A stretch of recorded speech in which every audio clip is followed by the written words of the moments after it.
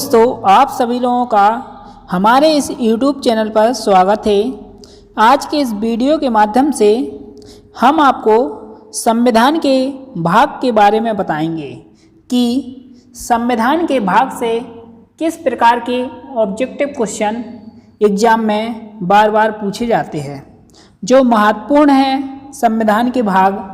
आज हम आपको उन्हीं के ऑब्जेक्टिव क्वेश्चन लेकर आए हैं जो परीक्षाओं में बार बार पूछे जाते हैं, चाहे वह MP सिविल जज का एग्ज़ाम हो या फिर SSC का एग्ज़ाम हो या UPSC या फिर MPPSC या फिर रेलवे का एग्ज़ाम हो।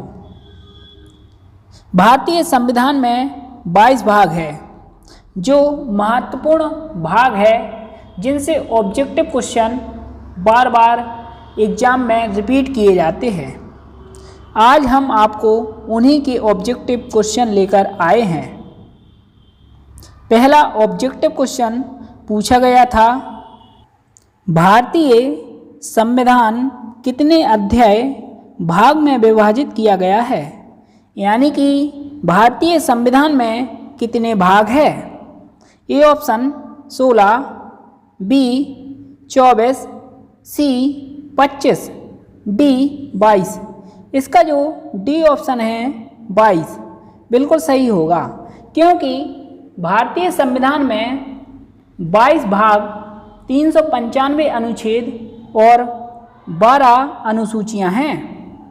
इसके बाद दूसरा, संविधान के किस भाग में संविधान संशोधन की प्रक्रिया का उल्लेख किया गया है?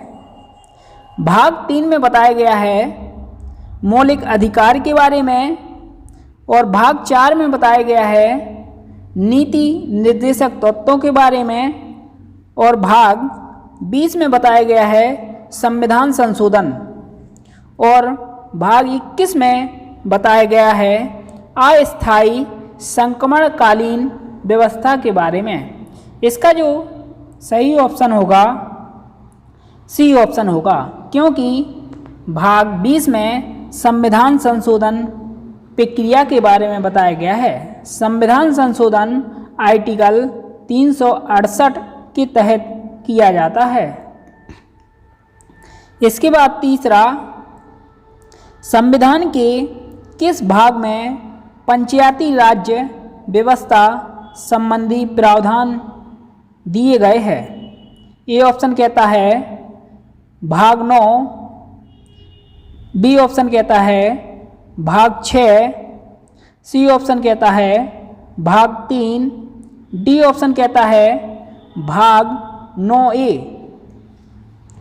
पंचायती राज्य व्यवस्था का वर्णन किया गया है भाग 9 में, इसलिए इसका A ऑप्शन सही है। इसके बाद अगला आता है चौथा, संविधान के किस भाग में अस्थायी संक्रमणकालीन और विशेष उपबंधों के प्रावधान हैं?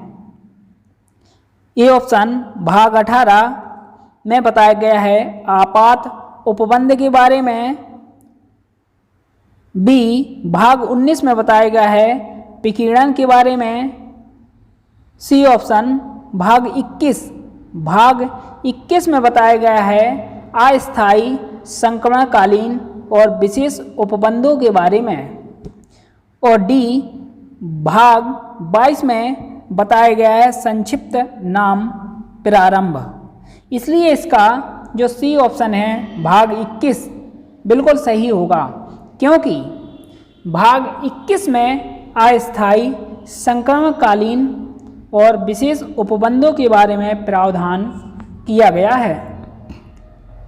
इसके बाद पांचवा, हमारे संविधान के किस भाग में 3 सोपानों में पंचायतें बनाने की परिकल्पना की गई है? इसका A ऑप्शन कहता है भाग 9, B भाग 10, C भाग 11, D ऑप्शन भाग 12। इसका जो A ऑप्शन है बिल्कुल सही होगा, क्योंकि पंचायत के बारे में प्रावधान किया गया है भाग 9 में। इसके बाद अगला 6वां, निम्नलिखित में से संविधान का कौन सा भाग नगर पालिकाओं से संबंधित है? भाग 6 राज्य से संबंधित है। B option. भाग 7 को निरस्त कर दिया गया है 7वें संविधान संशोधन 1956 द्वारा हटा दिया गया है भाग 7 को। C option. भाग 8। भाग 8 में केंद्र शासित प्रदेशों का वर्णन किया गया है और भाग 9A में नगर पालिकाओं का वर्णन किया गया है, इसलिए इसका डी ऑप्शन बिल्कुल सही होगा। इसके बाद अगला 7वां, संविधान के किस भाग में नीति निर्देशक तत्वों का उल्लेख किया गया है? भाग 3 में मौलिक अधिकारों का वर्णन किया गया है। B option. भाग 4 में नीति निर्देशक तत्वों का वर्णन किया गया है। C option. भाग 2 में नागरिकता का वर्णन किया गया है। भाग 9 में पंचायतों का वर्णन किया गया है। इसका जो भाग 4 है उसमें डीपीएसपी का वर्णन किया गया है, इसलिए इसका बी ऑप्शन बिल्कुल सही है। इसके बाद अगला, संविधान के भाग 1 में निम्न में से किसका वर्णन है? संविधान के भाग 1 में संघ एवं उसका राज्य क्षेत्र का वर्णन है और भाग 2 में नागरिकता और भाग 3 में मूल अधिकार और भाग 4 में डीपीएसपी का वर्णन है, इसलिए जो इसका ए ऑप्शन है बिल्कुल सही होगा, क्योंकि संविधान के भाग 1 में संघ और उसका राज्य क्षेत्र के बारे में वर्णन किया गया है। इसके बाद अगला 9वां, भारतीय संविधान के निम्नलिखित में से किस अध्याय में जनता को गारंटी मूल अधिकार दिए गए हैं? भाग 3 में मूल अधिकार का वर्णन है। भाग 4 में डीपीएसपी का वर्णन है।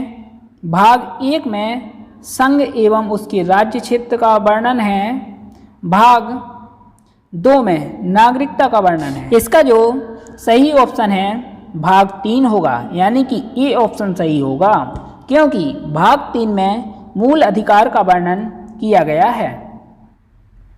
इसके बाद अगला 10वां, भारतीय नागरिकों के मूल कर्तव्यों का विवरण संविधान के किस भाग में दिया गया है? भाग 1 में बताया गया है संघ एवं उसके राज्य के बारे में। B option. भाग 4A में बताया गया है मूल कर्तव्यों के बारे में। भाग 2 में बताया गया है नागरिकता। डी। भाग 4 नीति निर्देशक तत्वों के बारे में बात करता है। इसका जो सही ऑप्शन होगा भाग 4A में मूल कर्तव्यों का वर्णन किया गया है। इसे 42वें संविधान संशोधन 1976 द्वारा जोड़ा गया था। इसके बाद अगला, भारत के संविधान का भाग 4 किसके बारे में बताता है? ए ऑप्शन मूलभूत अधिकार। बी नागरिकता। सी राज्य के नीति निर्देशक तत्व। डी मूल कर्तव्य। इसका जो सी ऑप्शन है बिल्कुल सही होगा, क्योंकि भाग 4 में राज्य के नीति निर्देशक सिद्धांतों का वर्णन किया गया है।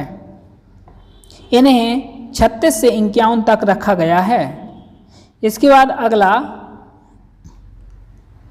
संघीय कार्यपालिका की व्याख्या संविधान के किस भाग में की गई है? भाग 2 में नागरिकता का प्रावधान किया गया है। B option. भाग 3 में मौलिक अधिकार के बारे में बताया गया है। सी, भाग 4 में नीति निर्देशक तत्वों के बारे में बताया गया है। डी ऑप्शन, भाग 5। भाग 5 में संघीय कार्यपालिका के बारे में बताया गया है, इसलिए इसका डी ऑप्शन बिल्कुल सही होगा, भाग 5।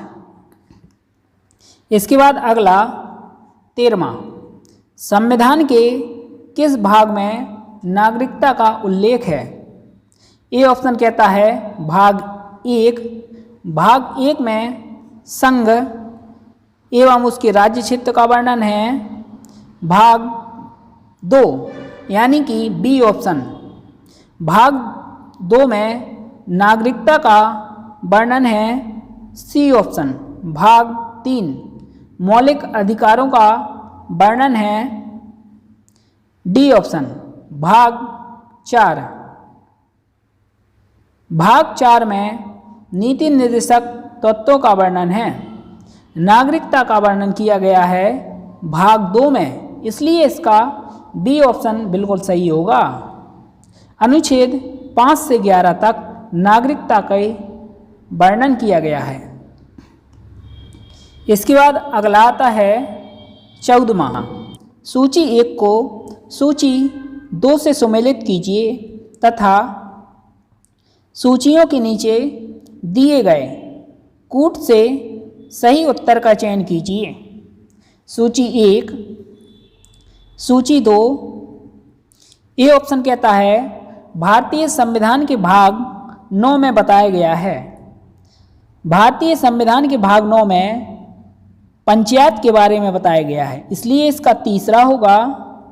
बी, भारतीय संविधान के भाग 8 में संघ क्षेत्र के बारे में बताया गया है, इसलिए पहला।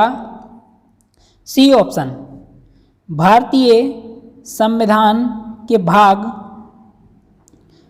4A में बताया गया है नगर मूल कर्तव्यों के बारे में, इसलिए चौथा। डी ऑप्शन, भाग 9A में नगर पालिका, इसलिए दूसरा। 3, 1, 4, 2, इसलिए इसका ए ऑप्शन बिल्कुल सही होगा, 3, 1, 4, 2। दोस्तों, भारतीय संविधान के जितने भी भाग हैं 22, उनसे इसी प्रकार के ऑब्जेक्टिव क्वेश्चन आपके एग्जाम में पूछे जाएंगे। इससे एक भी ऑब्जेक्टिव क्वेश्चन बाहर नहीं जाएगा। अगर आपको PDF चाहिए तो आप हमारे व्हाट्सएप नंबर पर मैसेज कर सकते हो या कमेंट बॉक्स में कमेंट भी कर सकते हो। दोस्तों धन्यवाद। जय हिंद, जय भारत, वंदे मातरम।